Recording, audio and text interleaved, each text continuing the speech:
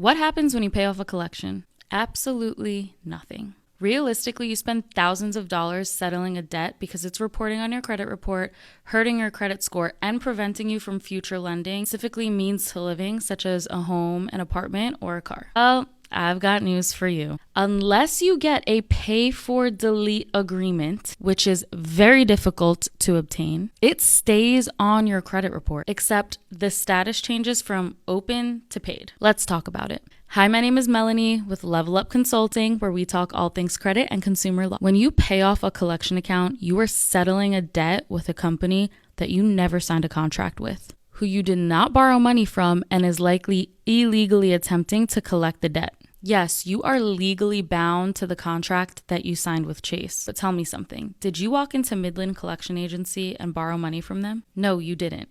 As an American, you have the right to a fair, accurate, and verifiable credit report. When a collection agency hits your report, this is the second ping for a debt, second to the charge off where the original creditor writes this off as a loss and your credit score plummets. And changing a collection status to paid doesn't necessarily make your financial character any more appealing to future lenders. As a matter of fact, it makes them more weary to lend to you. Now, let's talk about the business structure of a collection agency. They are literally corporations developed to buy debt for pennies on the dollar and profit on any settlements that they make. Half the time, they don't even make back what they're trying to collect on because 90% of it is profit for them. I like to use this example. I, Melanie, take my $4,000 Louis bag to the Goodwill. I being the bank that is getting rid of the debt that I'm owed. The Goodwill gives me a ticket in exchange for my donation. I give that to my accountant so I can claim it as a write-off on my taxes at the end of the year. The Goodwill puts the bag that they got for free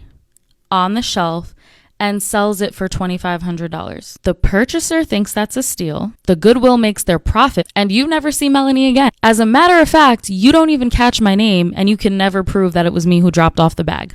I say all of this to say if you have any negative items reporting on your credit report, but especially collections agencies, want to dispute this with the bureaus, because as you are entitled to a verifiable credit report, a lot of the time collections agencies can't verify that the debt actually belongs to you. I'm not saying 100% of the time, but a lot of the time. Not only that, but they might be reporting inaccurately across the three bureaus, which is another violation. Your first step is to ask them to validate this debt. Give them 30 days to respond, and if they validate it, ask them how they did so. By law, they are required to provide you with full investigation details. Disputing negative items can take months and a lot of skill, and you do have the right to dispute items on your own. But if you'd like to leave it to the experts, the team can help you dispute any negative items reporting on your credit report, such as charge-offs, late payments, hard inquiries, collections, bankruptcies, and more. You know what to do.